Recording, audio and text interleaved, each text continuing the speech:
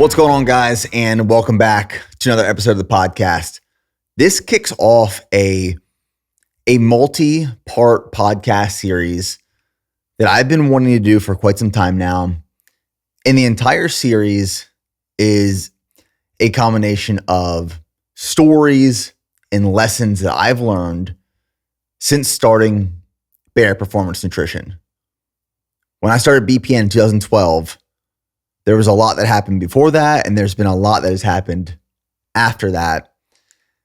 And I've told and I've shared the story of building BPN on many different platforms in many different ways. But what I've realized is a lot of the times when I've told the story, I have felt rushed. I've been rushed to tell the story of building BPN in the way, with the depth in the stories and the knowledge and the experiences that I truly think it deserves. And that's what I want to use this multi-part podcast series for. It's going to be broken up into a series of chapters. Each chapter will have a beginning. Each chapter will have an end. I'll talk about how I got to certain parts of my life and certain parts of the business, tell stories, lessons that I have learned that are applicable to life, business, family, fitness. And my goal, my hope is that, one, it's entertaining, but also it provides a lot of valuable information if you are looking to build something as well, whether that's a business or go after this massive fitness goal or job promotion, or just learn from the successes and failures that I've made along the way.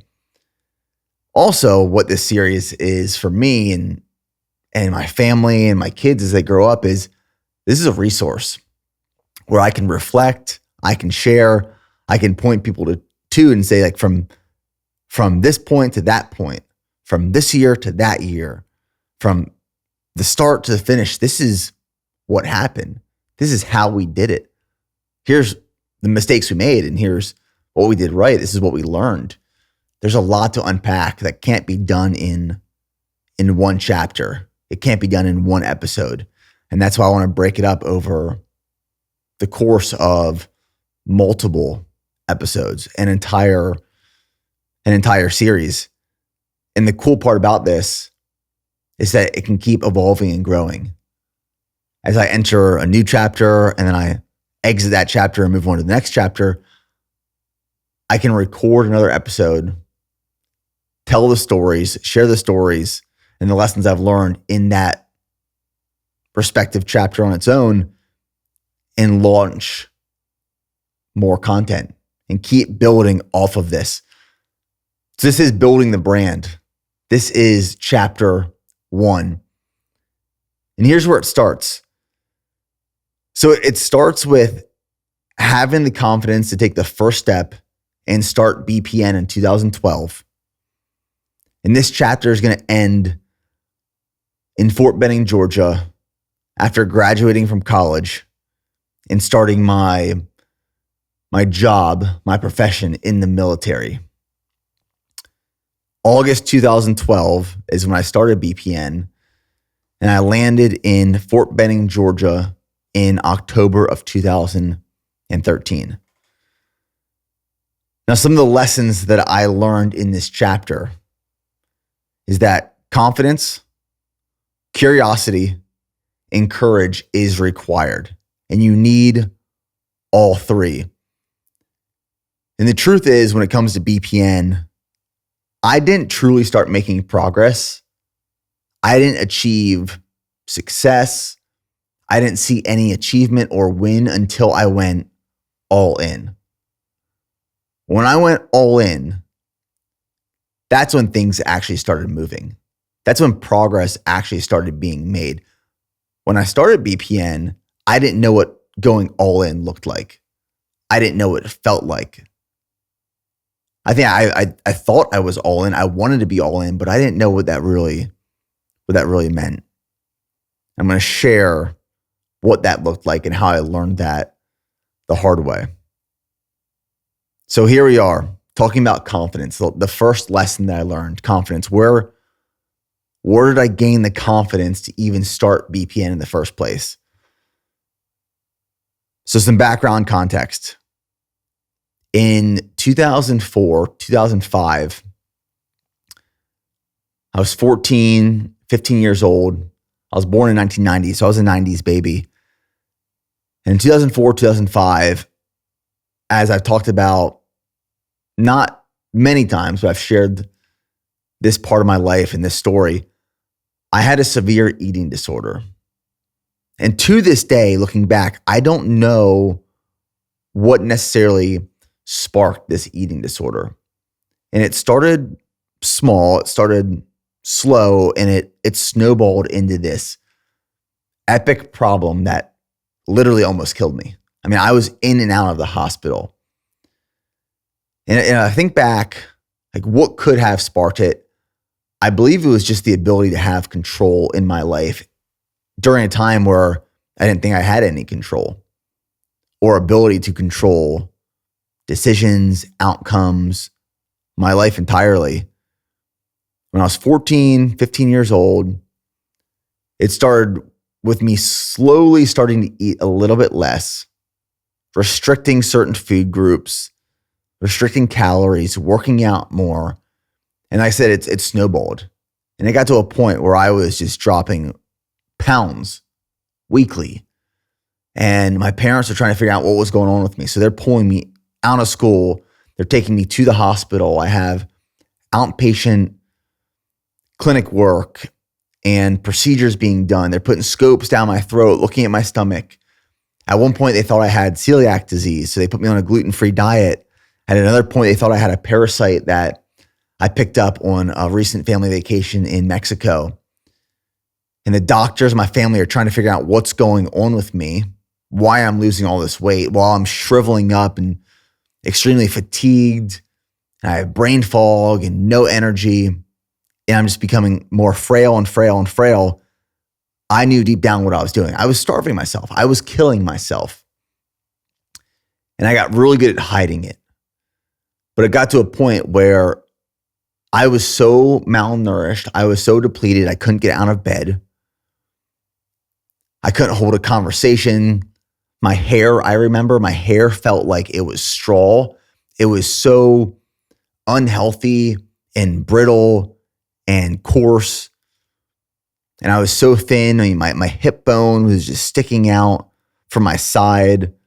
You could almost see it through my skin. My skin was so thin and almost transparent. I couldn't work out.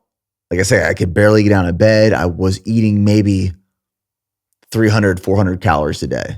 I mean, I wasn't eating anything. And for me, it was a success. It was a win if I would go to bed that night starving.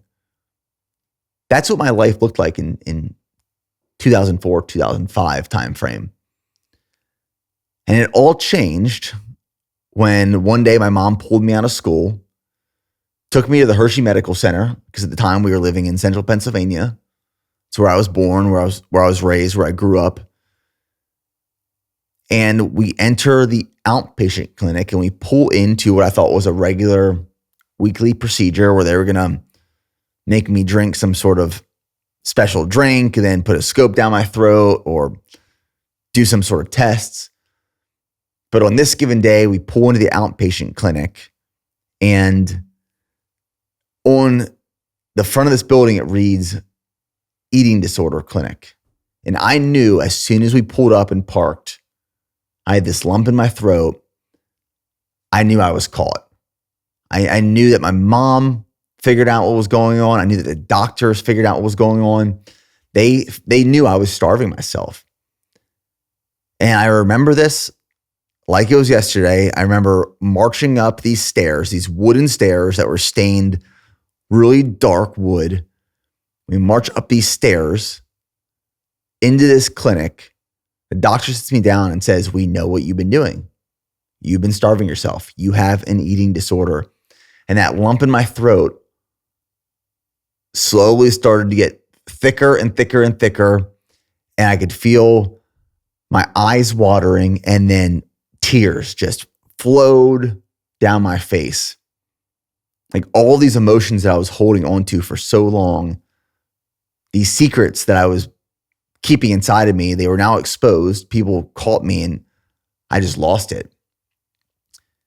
And I told the doctor, I don't want help. I don't need help. I will do this on my own. I will get better.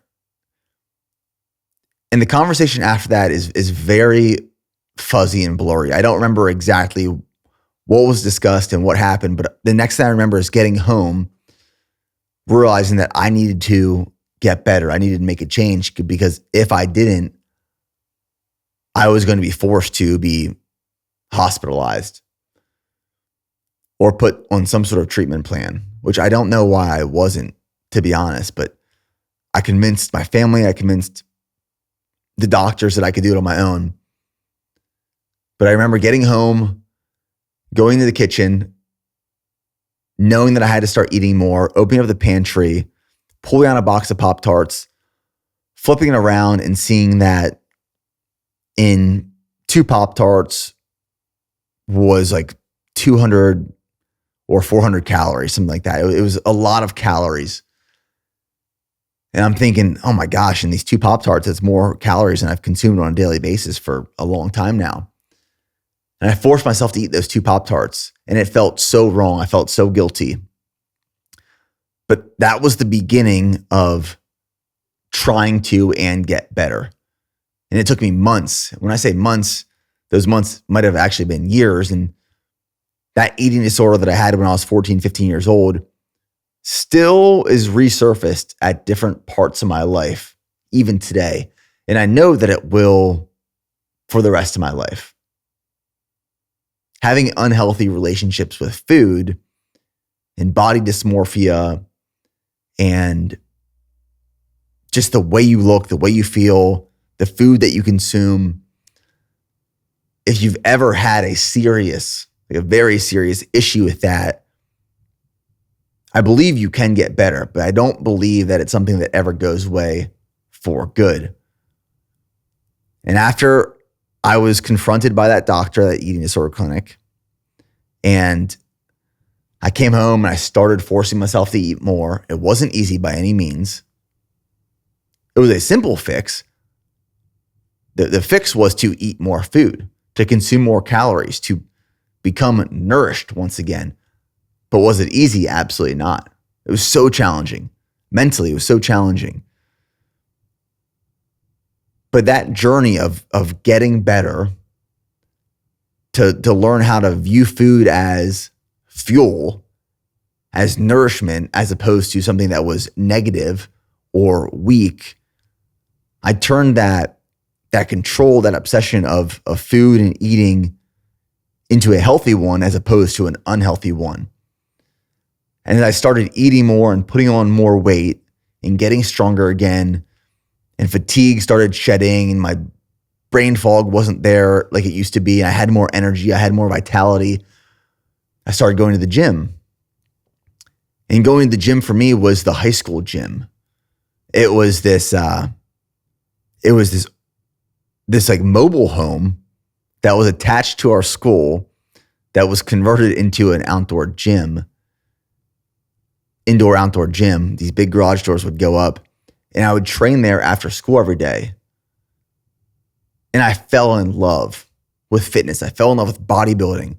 I fell in love with finding ways to use food and nutrition and then supplementation to transform my body, the way that I looked, the way that I felt. And that unhealthy obsession slowly turned into a healthy obsession of training my body, to eating more food, to using it to promote better performance and better recovery. And that led me to one of my first jobs, which was working at a fitness center called New York Fitness in Palmyra, Pennsylvania. And I worked at New York Fitness and I sold memberships, but I also worked in the smoothie shop. So I would make smoothies for people, and I would sell supplements. And that's where I really got exposed to the supplement industry, the gym industry, the fitness industry. And I loved it. I loved that job. I loved being around people who for that part of their day were there to get better. They were there to work hard, to put in an effort, to become healthier, to become fitter. Like when I saw the people that were at the gym during my time of work, that was a time for them to work on themselves. And I loved being around that energy. I loved being in that space. And I loved that job. And during this time in my life, like I'm going all in on this lifestyle where I'm prioritizing protein in my diet, and I'm making these healthy recipes, and I'm working in the gym. And then in my free time, I'm going to these supplement stores like GNC and Vitamin Shop and these mom and pop supplement stores in central Pennsylvania. And I would just go there and explore. I would look at the shelves. I would look at all the products. I'd read the labels. I'd see what's in those products. Then I'd go home, get online and research more about the specific ingredient or the type of product or the usage. I would talk to the supplement salespeople behind the desks and just ask all these questions. Like one of my favorite things that I would do is there was this one supplement shop in Hershey, Pennsylvania in the Tanger outlets. It might have been a vitamin shop. And I would go in and there was this woman there that would work behind the desk. And I would just ask her questions like, what are people coming in and buying right now? What's the popular supplement that everyone's using? And then she'd go show me and we'd sample it and I'd buy some if I had money from mowing lawns that summer. And I fell in love with everything from the food and the diet to the training and bodybuilding and getting the pump and trying different supplements and learning and being a student. And I was just so obsessed about all of this. And that's what actually sparked me to go to college and study nutrition. It all started from what I believe was this eating disorder, this unhealthy relationship with food in 2004, 2005, when I was a young teenager, to now me wanting to turn this into my life's work. I wanted to help other people transform their body and their mind and their view on food and their perception of what is healthy versus what is unhealthy. And I thought going to college and studying nutrition, I would learn how to use food, how to use diet, how to use nutrition to maximize performance in the gym, outside of the gym, to change the way you feel, to change the way you look. That's kind of what I expected when I was going to school to study nutrition. The reality is, though, when I got to school to study nutrition, it was more so centered around disease intervention. And at the time, it was all about cardiovascular disease and diabetes, type 2 diabetes. And that's really what that area focused on in college. I went to the Indiana University of Pennsylvania, was all about. It was disease intervention with nutrition. And we really didn't focus anything on sport or athletic achievement or body composition changes. But like I said, it was all disease intervention around cardiovascular disease and diabetes, which was insightful. It was interesting, but it wasn't necessarily where my passion was. And I went to college on an Army ROTC scholarship, which at the time wasn't that super competitive to be awarded.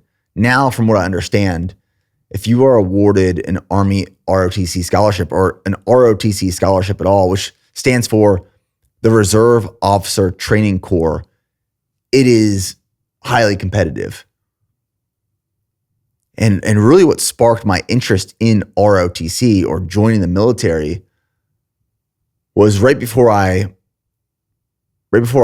graduated high school and went to college.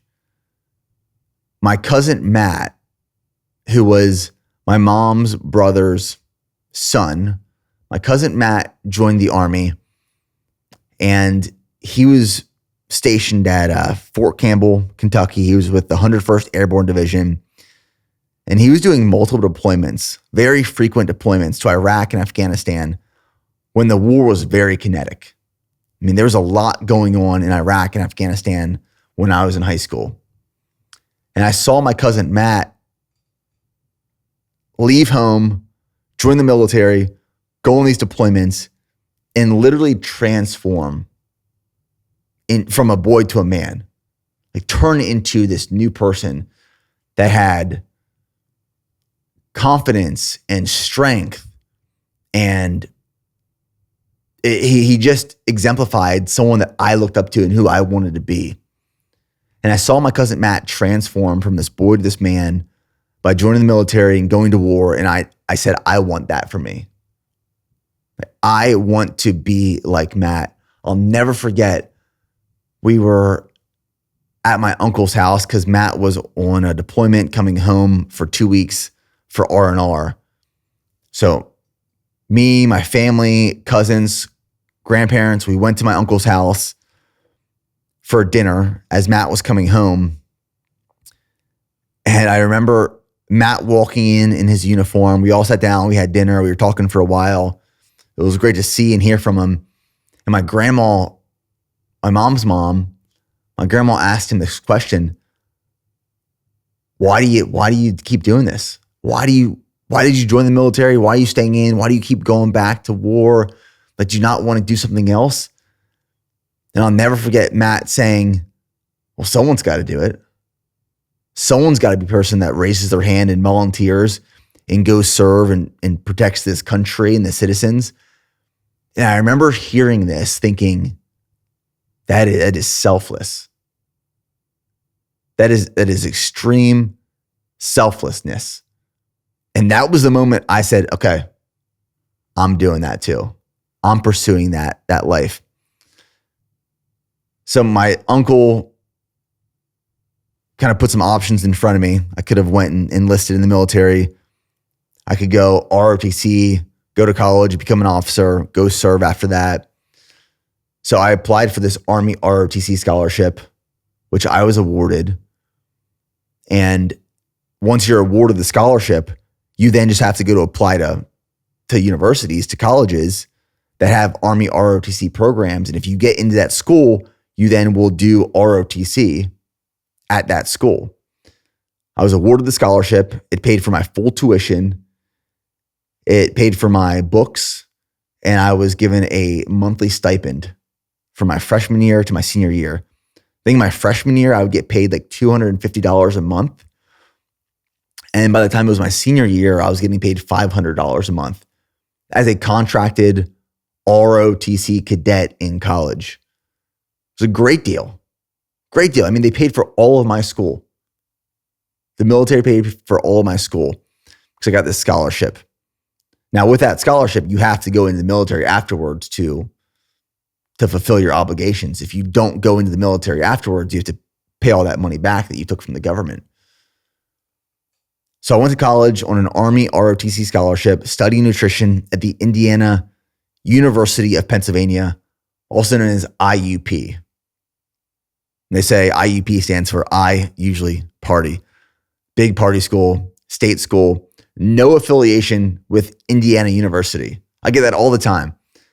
It's just that IUP was in the town of Indiana, Pennsylvania. And our first employee that me and Preston hired, who still works for us today, Joe Pivots, I actually met Joe because Joe lived in Indiana, Pennsylvania. And when I was at school, I met Joe's brother in the Army ROTC program. And then I met Joe through his brother during my time there. So here I am in college, studying nutrition in the Army ROTC program, obsessed with bodybuilding, obsessed with strength training, obsessed with the supplement industry. I mean, if I had my freshman and sophomore year, if I had $30 left in my bank account, which was pretty frequently, instead of saving that $30 for food or toothpaste or deodorant or anything else, I would take that $30. I would go buy a can of pre-workout at the local supplement shop because I wanted that pre-workout supplement that much more than anything else. For me, like the best part of my day was sitting in my apartment or my dorm room, mixing up my pre-workout, starting to drink it, watching bodybuilding videos on YouTube, getting hyped up for the gym and motivated, and then going hitting a big workout at the school gym. There was this one video I used to watch on repeat. Well, there were a few, but one specifically, it was a Jay Cutler bodybuilding video. And the song in the background of this video was So Far Away. That was the title of it. But I was watching bodybuilding videos on Ronnie Coleman, on Jay Cutler. And at the time, fitness YouTube started becoming a thing. And one of the first fitness YouTubers was Matt Ogus. And then the 3DMJ bodybuilding crew and Physiques of Greatness. That was early YouTube fitness bodybuilding days. And I would watch these videos religiously. That was my favorite part of the day, was watching these fitness videos and taking the supplements and tracking my diet and going to the gym and getting bigger and getting stronger. It was just like embedded in my blood. It was part of me. I hate to admit it, but I skipped class more times than I would have liked because I wanted to go to the gym. I wanted to go to the gym and work out as opposed to go to class. And here's where the confidence kicker comes in. So between my junior and senior year of college, as an Army ROTC cadet, we had to go to what was called LDAC, the Leadership Development and Assessment course. And this was a 30-day evaluation and assessment training that would ultimately determine what you did in the military. So being in ROTC, you would make this dream list. You'd make 2 dream lists. Your first dream list was a list of the jobs that you wanted to do.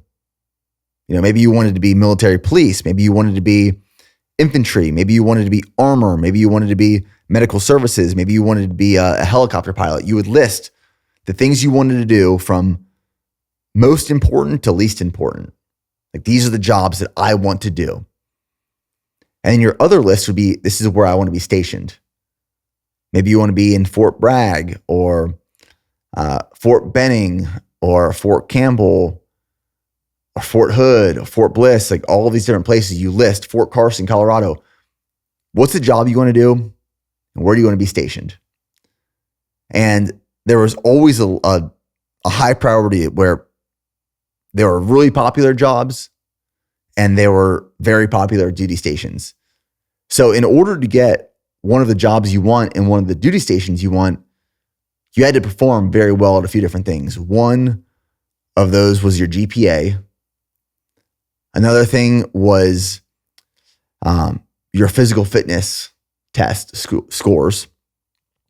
Another was extracurriculars that you were involved with.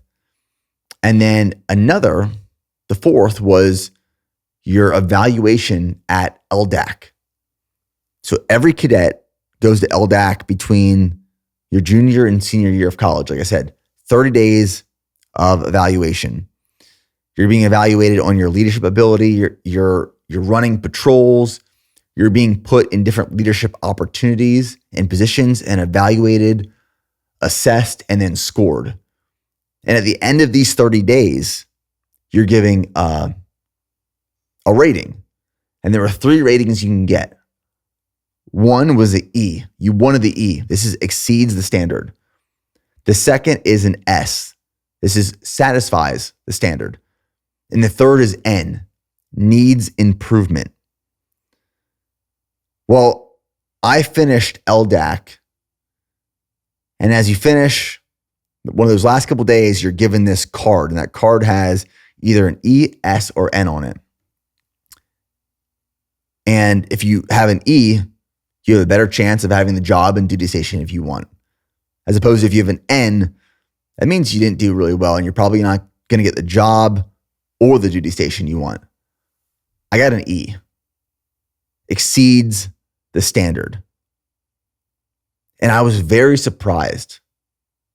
I thought, I'm just an average guy. Like growing up, I'm just an average person. I'm an average guy who can expect average for the rest of my life. I believed that and I accepted that early on.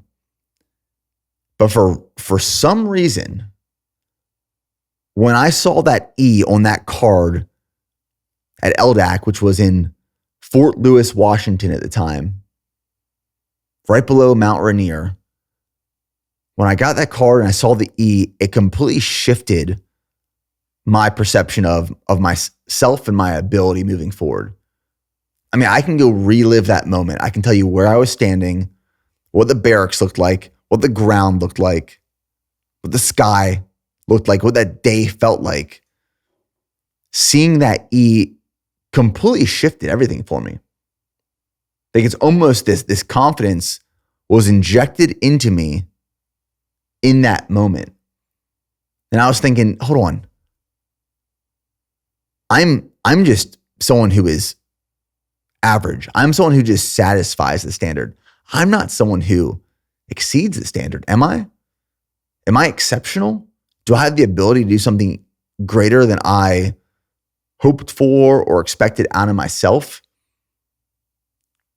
I needed that win. That win, that E, changed everything. One of my favorite books is Tim Grover's Winning. And I've shared this analogy so many times, but it is very applicable to this moment right here. And Tim Grover talks about how you need that first win in life. And when you get that first win,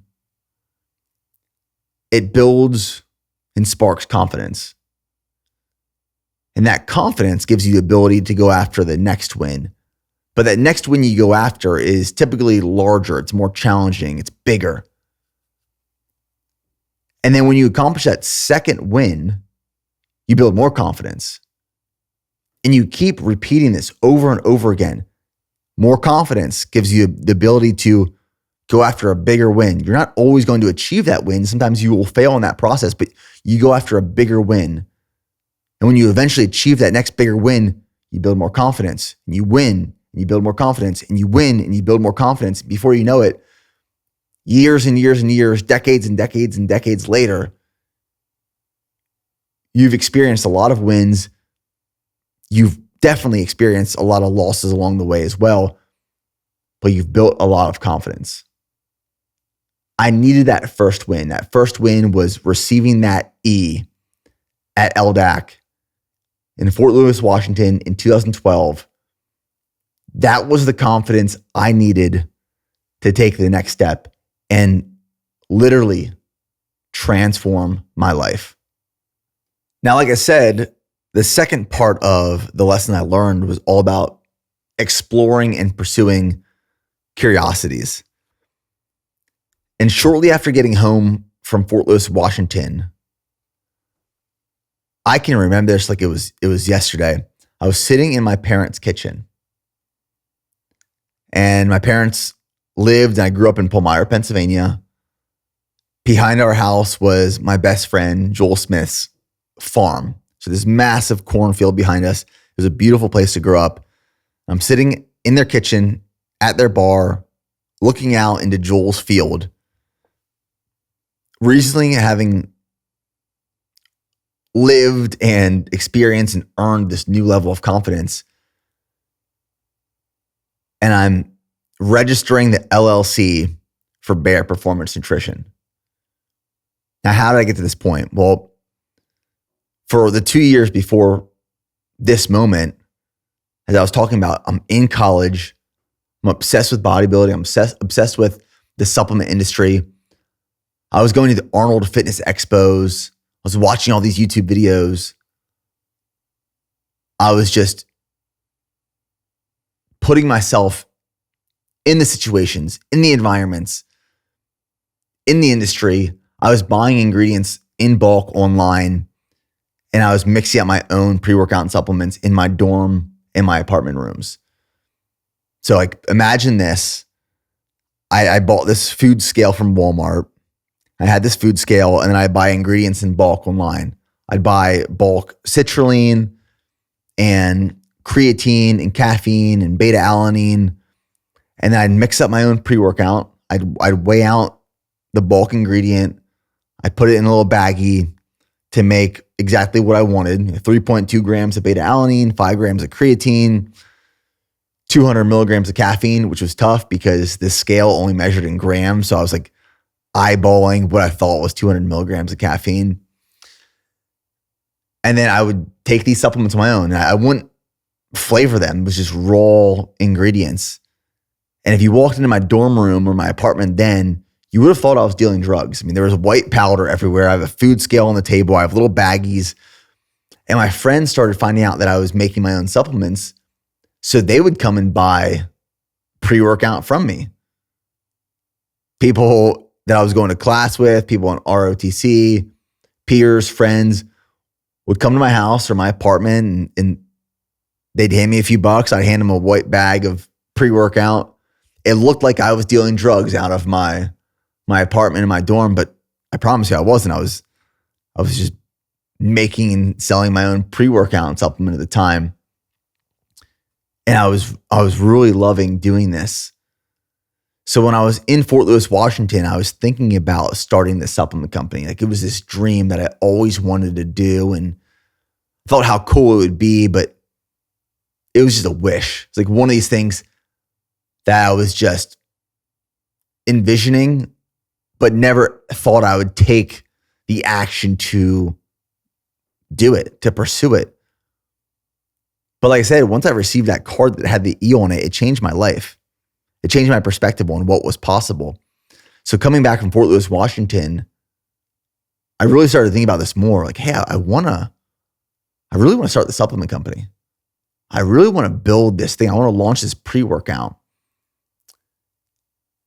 And as I was sitting at home for a few days, like, well, why not? Why not just form the LLC? I'm curious about this. Let me pursue this curiosity.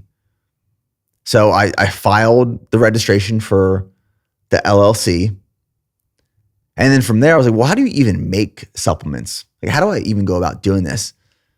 So I started just searching online, and I find out about private label supplement manufacturers and contract manufacturing and CGMP certifications, which is the current good manufacturing practice certification process. And I just start reaching out to manufacturers. I just ask questions. You know, like, what are the minimum order quantities of a supplement that I can order from you guys? What's the process look like if I want to do this? Like, how do we make it? How do we formulate it? Do I just send you my formula? How do we flavor it? What's this cost me? All these things I just started asking and engaging with. And there was one manufacturer that I found that was based out of California at the time that we no longer use, but they were a smaller manufacturer. And we actually started having real meaningful conversations about a pre-workout formula and putting it together and placing a production order. But I was missing one thing: money, funding. I couldn't afford to start a supplement company. So I had this registered company, this LLC with the state of Pennsylvania, Bear Performance Nutrition. I had a manufacturer that I was talking to, and just exploring these curiosities, really diving deep into it. And then when I came back to college after that summer, found out about what was considered a pre-commissioning loan with the Military Associated Bank, USAA. And USAA was offering up to a $25,000 loan to ROTC cadets because they knew that upon graduation, we were going to have a job, a secure job that was paid by the government. So we could take up to $25,000, and it was a very low interest rate. Didn't have to start making payments for the first 18 months. For me, this was the golden ticket. It solved the one issue I had, the one problem, which was lack of funding. And a lot of my friends were applying for these loans and they were getting approved and they were buying new cars and engagement rings and they were going on these big, extravagant vacations and planning for these vacations upon graduation before going into the military.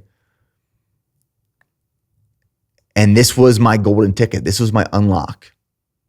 So what I had to do was create a business plan and present that business plan to my professor of military science, who was at the time Lieutenant Colonel David Meyer. And I presented to him this plan of this company that I was going to create and launch and this product that I was going to sell and promote mainly through fitness YouTube. And it was going to make all of this money, I thought, day one. And he approved me for the loan. I got approved for up to $20,000. And from there, I had everything I needed. I had the business registered. I had the manufacturer in place. I had the funding.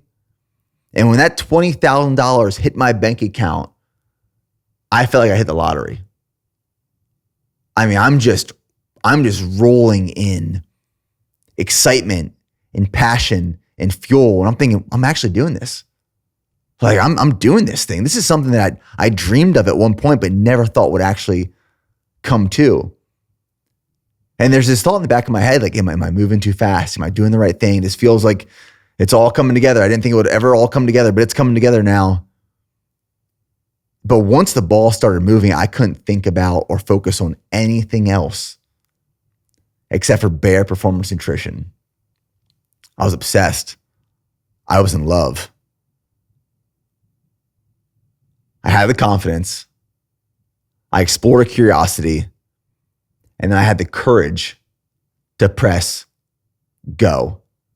This was placing the PO and spending all of that money, all of that $20,000 on inventory. And the first product we put into production, which was our pre-workout Flight, we still have Flight. It's a different formula now than it used to be. And I can picture me in my apartment with the guys that I lived with. It was me and 4 other guys. At one point, it was me and 5 other guys. One of the guys was sleeping on the couch. And me and my roommates in our apartment, which was probably 1,100 square feet, a lot of people in a small amount of space, sitting in the living room, trying to figure out what we should call this pre-workout. I was asking them all these questions and we were throwing names out there. We put it on the whiteboard. We were brainstorming and someone threw out Flight. And I remember as soon as I heard Flight, I was like, that's it.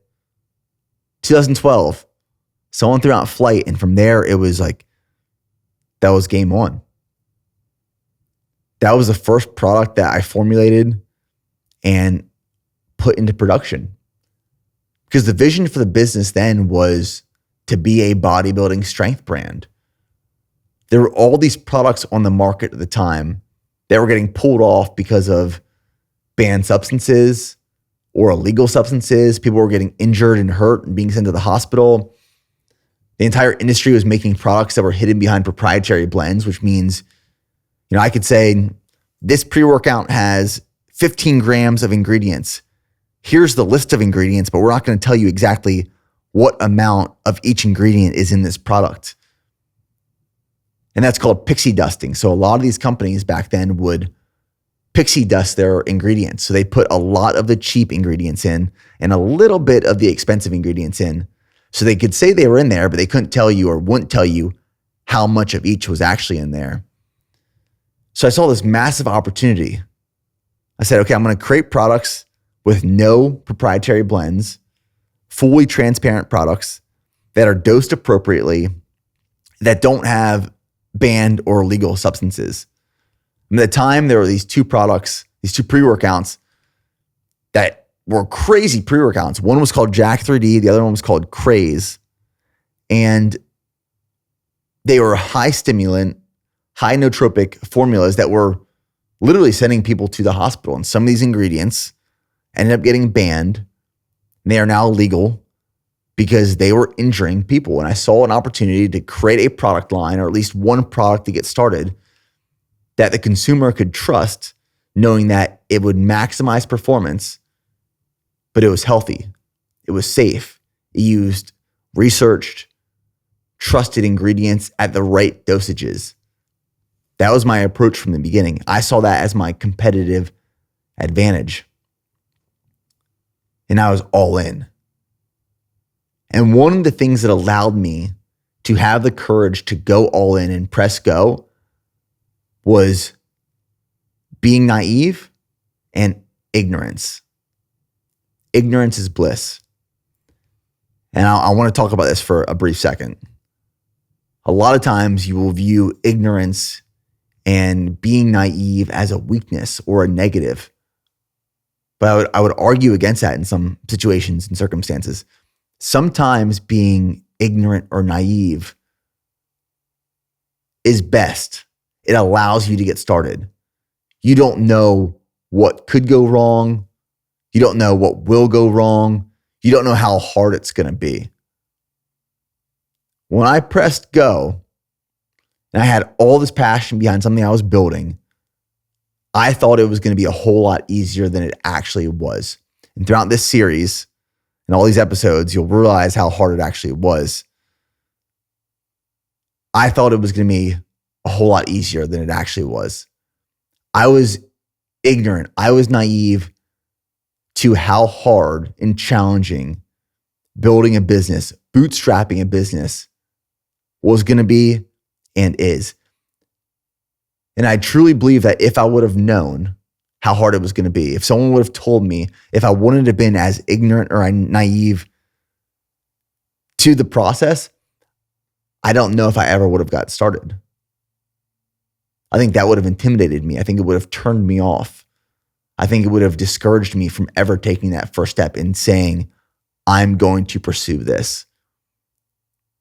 But being naive, being ignorant to the risks that I was taking, how long it was going to require me to just drive and push and build.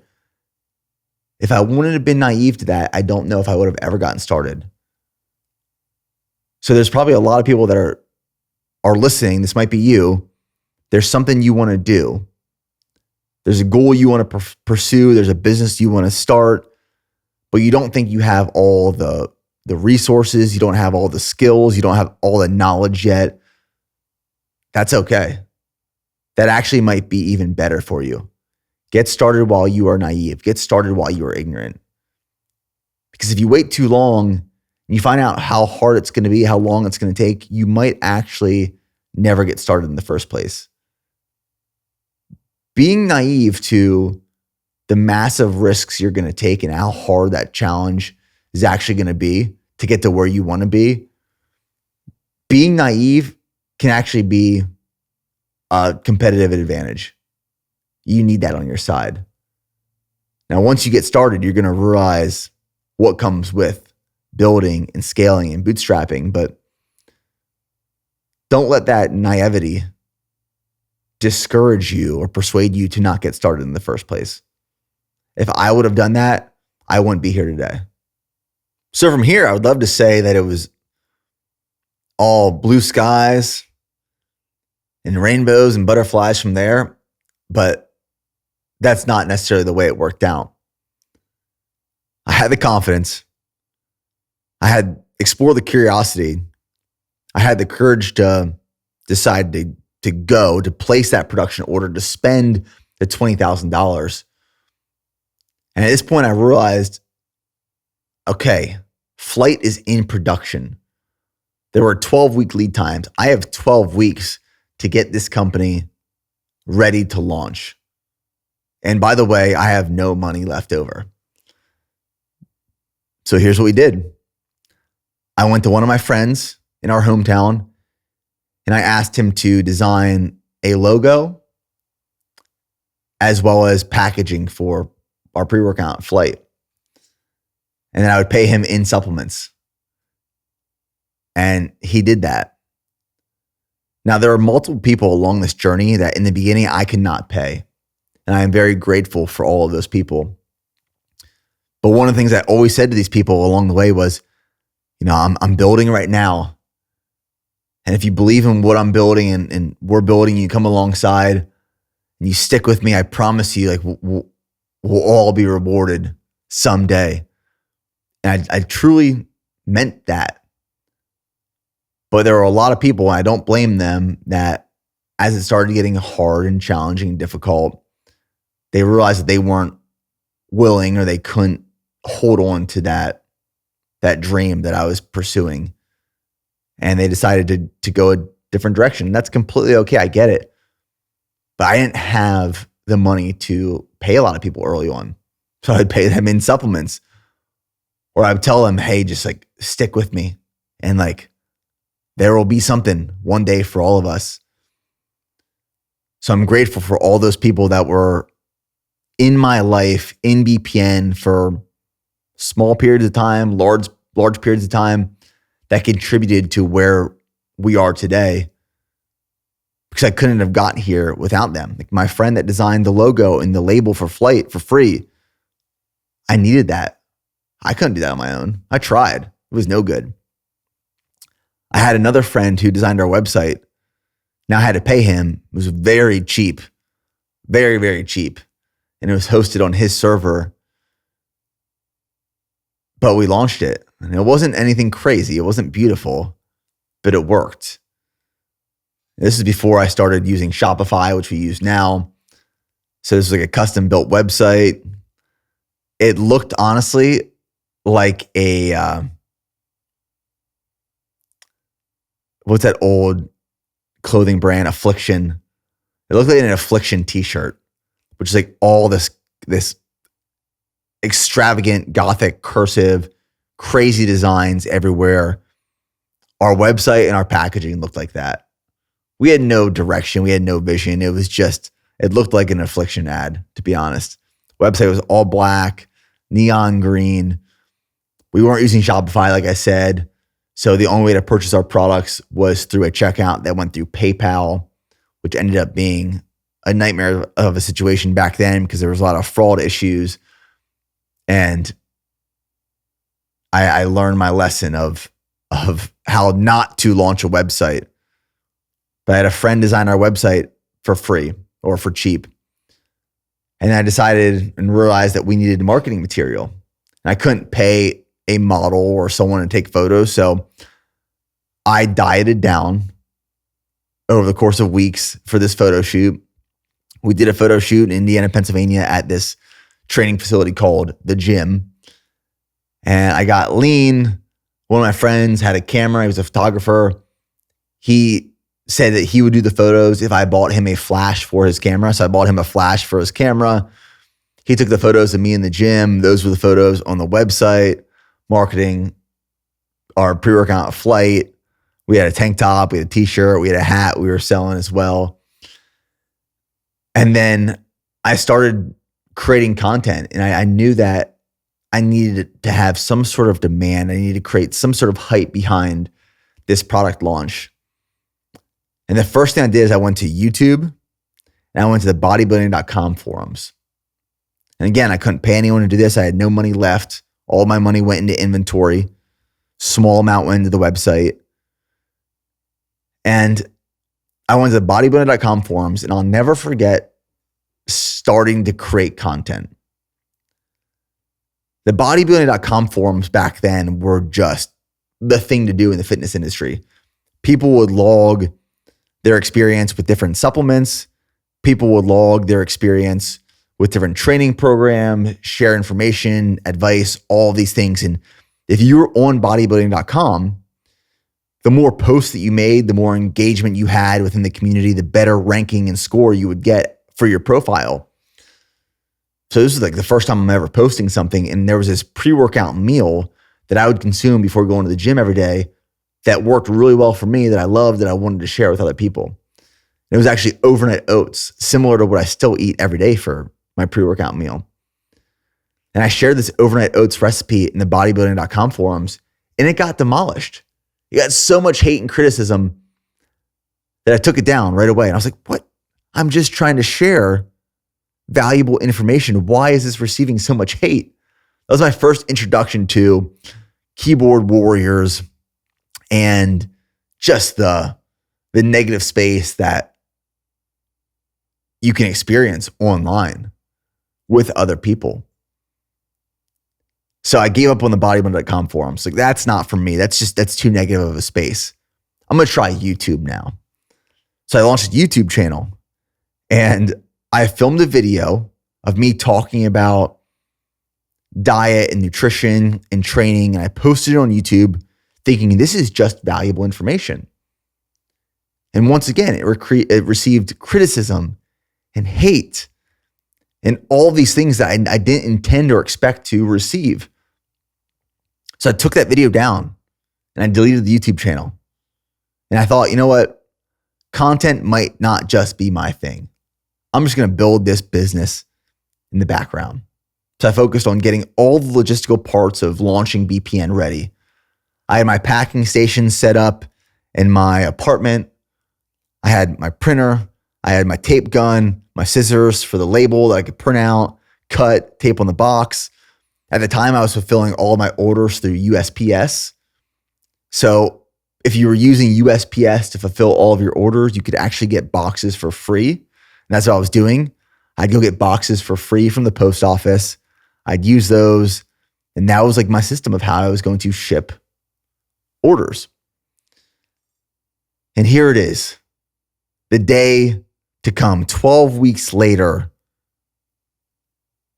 I get the notification that my inventory shipped. It was 500 units of flight pre-workout. I spent these last 12 weeks getting ready, building the website. Logos were designed. Labels were designed. They were sent off to the printer to be then sent to the manufacturing facility. I had apparel ready to ship. I had my fulfillment station in my room ready. I did a photo shoot after dieting down with my friend. Like, all the things were ready to launch.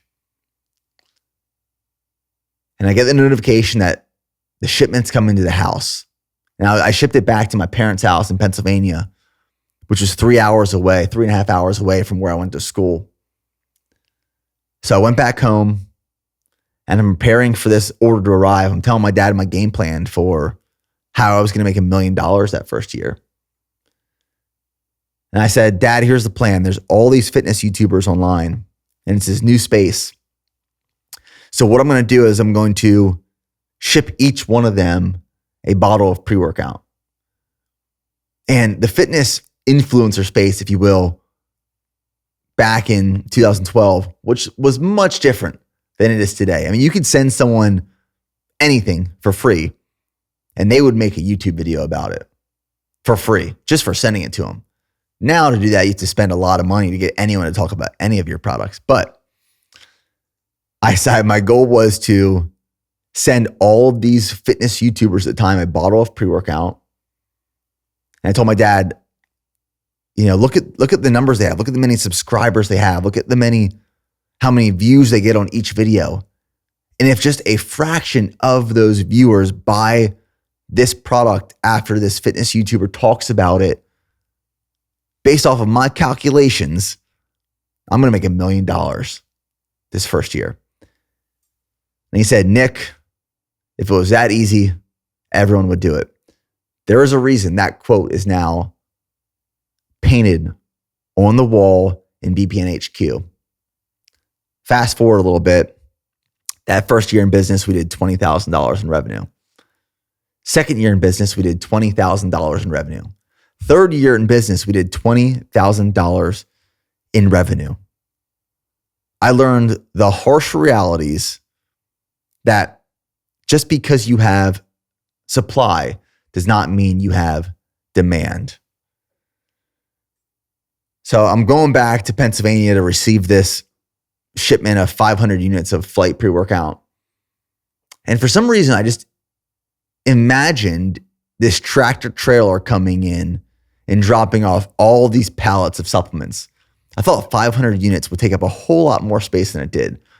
So I'm clearing space in the room above my parents' garage. I'm clearing space in the basement. I'm clearing space in the garage itself because my plan was I was going to store all the inventory at my parents' house. And then as I needed product to fulfill, I'd come back home, I'd grab a few boxes, I'd drive it back to college, 3.5 hours away. I fulfill those orders and then come back as needed to replenish my supply. Well, 500 units ended up being like one pallet. It was not much at all. I expected a truckload to be delivered. It was one pallet. So I was a little disappointed by how much inventory actually was. And I carried all of those boxes up to the room of my parents' garage, threw a few boxes in my car at the time, which I think was a Chevy Cobalt, a red Chevy Cobalt.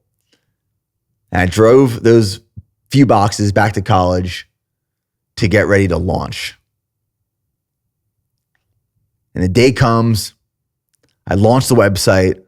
I'm telling all my friends and family, I'm building up all this hype on campus, in the college gym, in the Army ROTC program, thinking we were going to sell out day one. I'm already planning for launch number 2, production order number 2. I just needed the money from launch number 1 to finance launch number 2. And I add the inventory to the website, make it live, crickets. Nothing. Day 2, 1 order might have come in. Day 3, 2 orders might have come in. Day 4, 0 orders come in. Day 5, 1 order comes in. I'm thinking, oh man, this is going to be a whole lot harder than I thought it was going to be. And that was the moment where that ignorance and being naive that helped me get started, I slowly started to lose a little bit of that confidence. I slowly started to think maybe I am just average. Maybe that E exceeds the standard that I received in Fort Lewis, Washington, and LDAC. Maybe that was just a mess up. Maybe that was a mistake. Maybe that was just an occasion where I exceeded the standard. Maybe that wasn't who I am or ever will be. I started to lose a little bit of confidence, but I kept building and running the company. I kept spending my free time working on the website, working on new products, trying to learn how to market, trying to get the name out there. But sales just slowly started and kept trickling in. You know, one of my favorite things to say is doubt is only dangerous when you start doubting yourself. And the reason I love this saying, this phrase so much, is because it applies to much of my life, where there have been many times that other people have doubted me. And if I would have truly embraced that doubt, and if I would have let that doubt transfer from other people to myself, and I would have believed that fully, there's no way, not one chance, I'd be where I am today. I mean, I vividly remember college after launching, people realizing that it wasn't the massive success that I thought it was going to be. I remember this one evening being back home in Pennsylvania. I came back for a weekend and I was with my friends at a local bar. This was a few weeks or months after launching BPN, and I walk into this bar with my friends, and there were these kids in the back who graduated a year before us, and they were chanting BPN in the back, like BPN, BPN, BPN. And I looked back at them, and as I looked back, they started laughing at me and pointing, and I realized they weren't cheering for me, they were making fun of me. And that stung, and I'll never forget that. And I also remember being at college during this time, and there were rumors going around that my professors found out that I started the supplement company. And some of these rumors were being spread that the professor of the college was going to try and remove me from the program because I started the supplement company, and that it wasn't acceptable to be in this program, this nutrition program, on a dietetics route and also have a sports nutrition supplement company. It wasn't something they wanted within their program. There was a lot of doubt that started being casted on me from outsiders. And then there were people that were justifying the lack of my growth and success. And they were telling me, Nick, don't worry.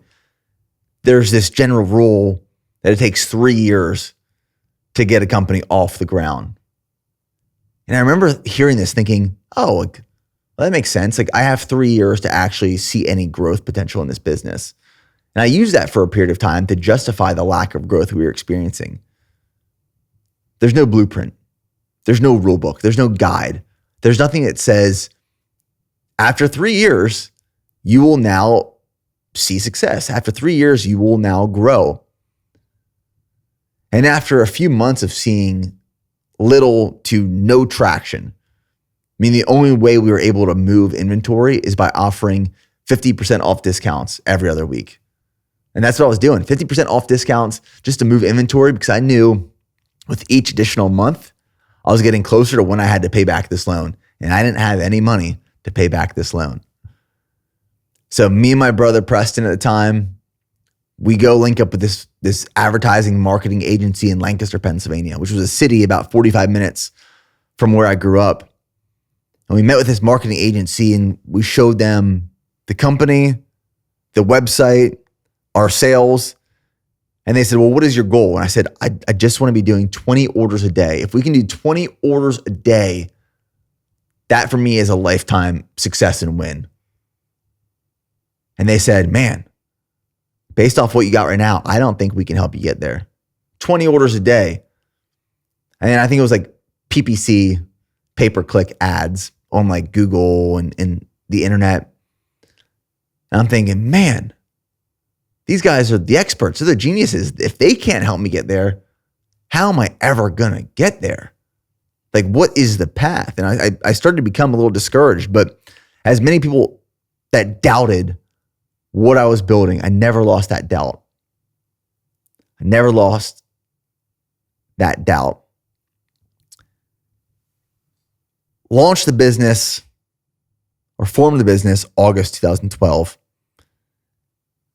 And for a year, which was my last year in college, I was focused on a few things. One, graduating college, graduating and then going into the Army, into the military, and then building BPN in all of my free time. And based off of my evaluation at LDAC, my grades, my GPA, my involvement in extracurriculars, my fitness score, I got the job that I wanted, infantry, active duty, Fort Hood. Fort Hood wasn't my first choice, but I knew that upon graduation, I was going to be going to Fort Benning, Georgia for some training, which is where all the infantry officers train for about a year before going to Fort Hood, which is where I was going to be stationed. And right before graduating, I remember sitting down with my professor of military science because I still fully believed in what I could do with BPN and where I was going to take it. And I actually asked him, I said, sir, what do you think about me not going active duty and me going either reserve or National Guard so that I can spend all my time building this company? And I truly was going to do that. I wanted to do that. And sometimes you need guides, you need mentors, you need people in your life that don't tell you what you want to hear, but they tell you what you need to hear. And he highly encouraged me against doing that. He actually told me he wouldn't allow that. He needed me. He wanted me to go active duty infantry because he knew I needed more time to work on this company. He knew that this business, BPN, was not going to reach the level of success I wanted it to be or needed in those first couple of years. And he was right. I needed time. I needed experience. I needed to learn the hard things about life that would set me up for success to truly build the company I wanted to build in the way that I wanted to build it. So I thought, again, it was going to be easy. I thought I was going to launch this company. I was going to make $1 million. I was going to end up going National Guard or Reserve instead of active duty so I could spend all my time building this multi-million-dollar business out of the gates, out of college. And he said, no, that's not going to happen. I know you see it this way, Nick, but I can promise you it's not going to work out that way. And I trusted him. And here's the thing. I've heard this quote many times before, but belief comes before ability. You only ever have the ability if you have the belief first. The only way I was ever able to build BPN into what it is today is because I had the belief that I could. I had the belief that I would. And that belief then provided me the ability to go do it. But if people are doubting you, and if you start believing into that doubt then becomes extremely dangerous.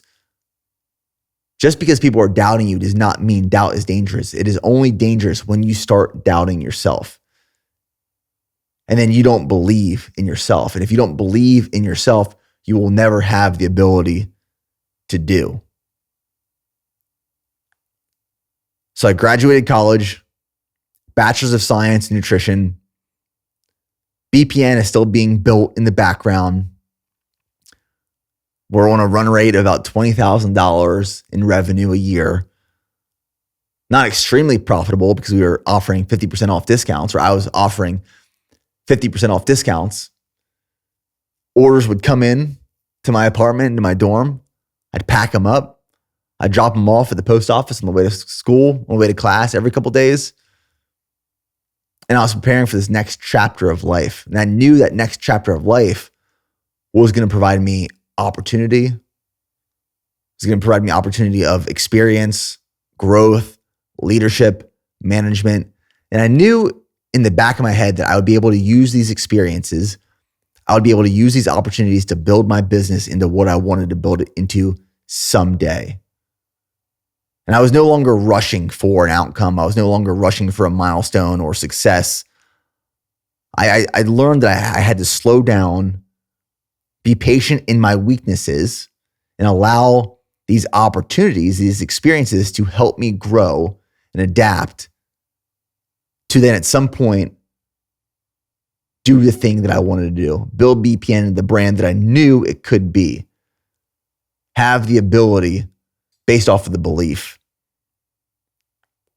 So I graduated college, degree in nutrition, Indiana University of Pennsylvania, and I started packing up my stuff and preparing for the move to Fort Benning, Georgia. Now in Fort Benning, Georgia, I was there for a year. I was in the Infantry Officer Basic Course, Ranger School, Airborne School, Bradley Leader Course. And I was there for a year before moving to my permanent duty station in Fort Hood, Texas. That's the first chapter of building BPN. That's the confidence. It's the curiosity. It's the courage. It's enduring the process to just get that thing off the ground. It's not even 0 to 1. It's like 0 to 0.5. In Fort Benning, which will be part of the next chapter, my life changed significantly all over again. I built more confidence. I had more wins. I had a lot of failure. I had a lot of loss. I learned a lot about myself and my ability, but I needed that chapter, that next chapter, to position me to where I am today. It shifted the trajectory of my life. So that's what I'll share in the follow-up episode, the next episode of the series, chapter 2. Guys, thanks for tuning in for part 1, for chapter 1 of this multi-part series. There's a lot to unpack, a lot of stories, a lot of lessons. And that's why I want to take it over the course of a few different episodes. So we'll see you in that next one. As always, go on more.